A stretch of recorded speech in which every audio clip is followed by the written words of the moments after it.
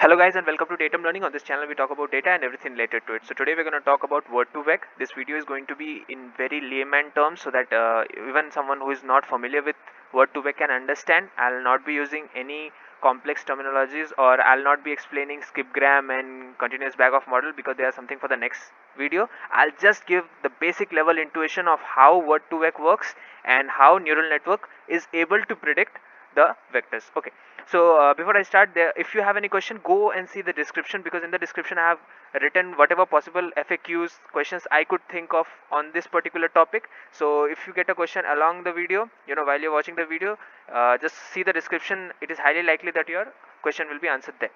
And for example, word embeddings and what is one hot encoding is there in the description. Okay, so let's get started. So Word2Vec. So we'll be studying the significance of Word2Vec, which is basically two things. The first one is each word has its own unique representations, and this is valid for all word embeddings. And again, a word embedding, what is the meaning of that, is in the description. Okay.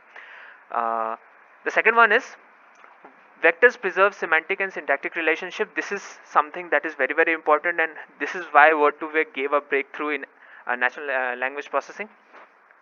And the second one is what we're going to see is how neural network create word representation, and this is very important and interesting at the same time.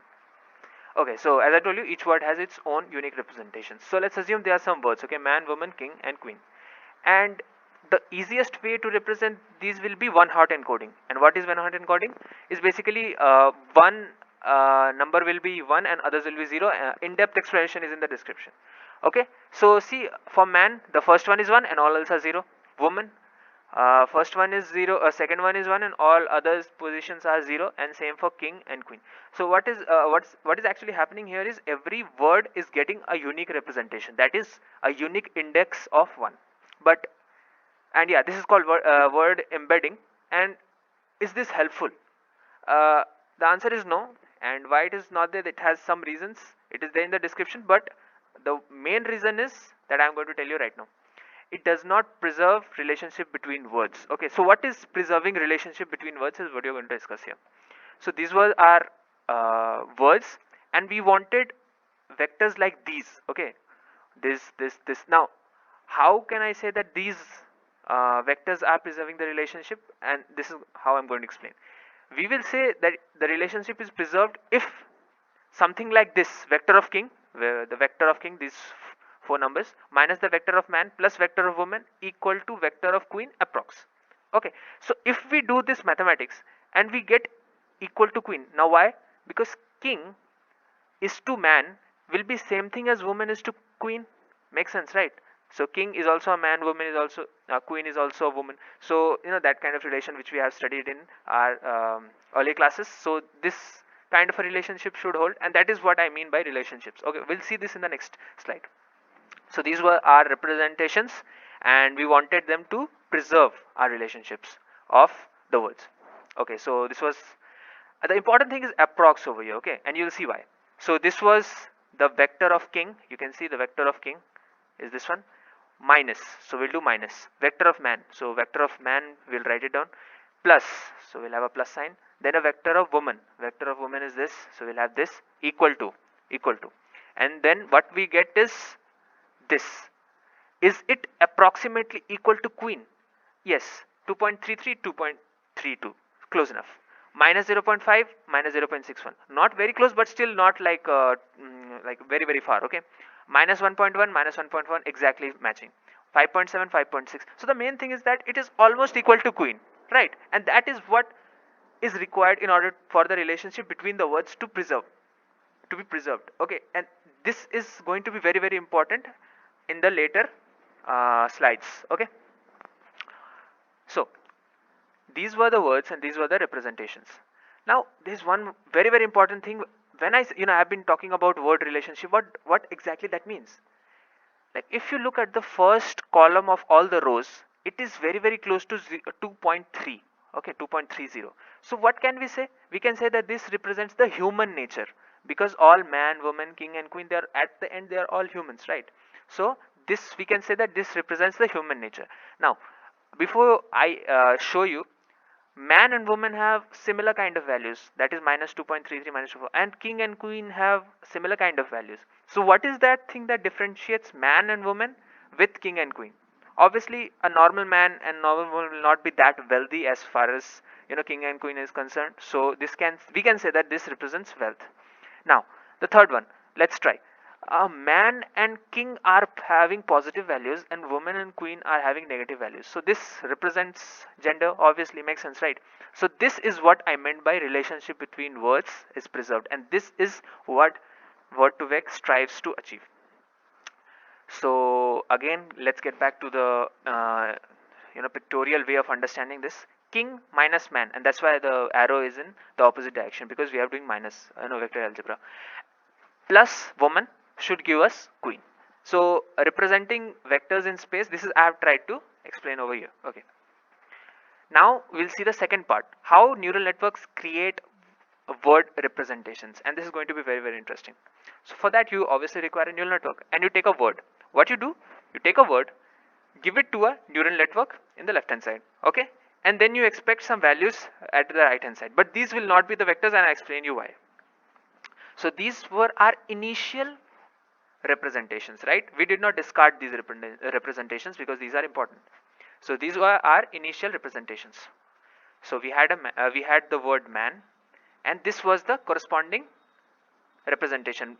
The first index will be 1 and rest all will be 0, and this is how the first index will be 1 and all will be 0, and this will be given to a neural network. So this particular neuron will get 1, this will get 0, this will get 0, and all others here will get 0, and we'll get some values. Now what are these values is something for the is something which depends on skip-gram model and continuous bag of word model, and that is something I'll explain in the next video. But just understand that obviously when you give something to the neural network, it spits out some values, and this may make sense, may not make sense, and we'll see that later, but we'll have some values. Sorry for the thundering, it's raining outside. Okay, so what we saw till now is that we have a word, and we take the one hot encoding representation and give it to the neural network.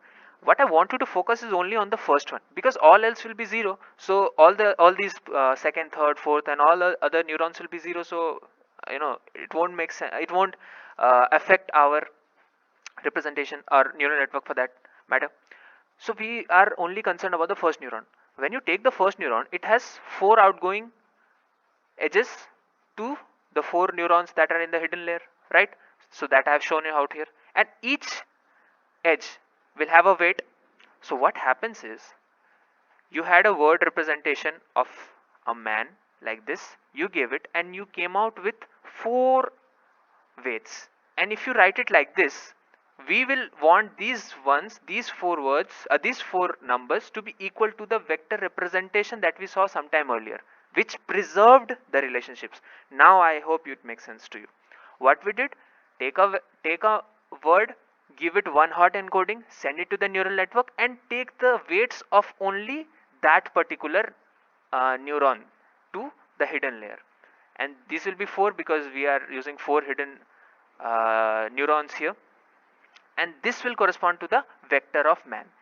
These values are same as initial. Now initially we initialize the neural network with random values, obviously, then we train, and after training, these are the these are the weights of this particular in between these 2 layers. Okay, so I hope that is clear. More will be explained in the next video, but what I want you to know is, one hot encoding, one particular neuron will be activated, and that particular neuron will have as many links or edges as there are a number of neurons in the hidden layer, and each weight will be the corresponding will form the corresponding vector. Okay, so with that we reach the end, but before you go, I just want to remind you, or not remind you, means reiterate that even my target for this particular video is 10 likes. If you like the video, only then press the like button. In the last video I got 5 likes, that was like 3 days ago, but means I'm still halfway through. I need to reach my target so that I can increase it. Second, there are many more concepts, like for example negative sampling, hierarchical softmax, and there are a lot of things that can be put inside this, but they are all definitely for the next video in the series. This is going to be a series. I've started so many series, and yeah, on YOLO and other stuff, on face detection, I'll be doing all that, but it was just an announcement that next videos will have, the upcoming videos will have a lot more concepts in them. And I request you, yeah, I would request you to request me for suggestions for videos. So because why I'm doing this is because when you will request, I'll try to make videos on that particular concepts only. Because obviously if somebody has a doubt, many of them others will also have. Now to for me to sit back and think of the videos, it depends on a lot of things. Okay, so what I want you guys is to maybe comment here on the Facebook. The links are in the description, to go and request a video, or like ask a question. If the question is really interesting, I'll make a video for the answer. I have already done that. Create your dataset requested video. You can check on our channel, on my channel rather. So yeah, thank you very much, and bye.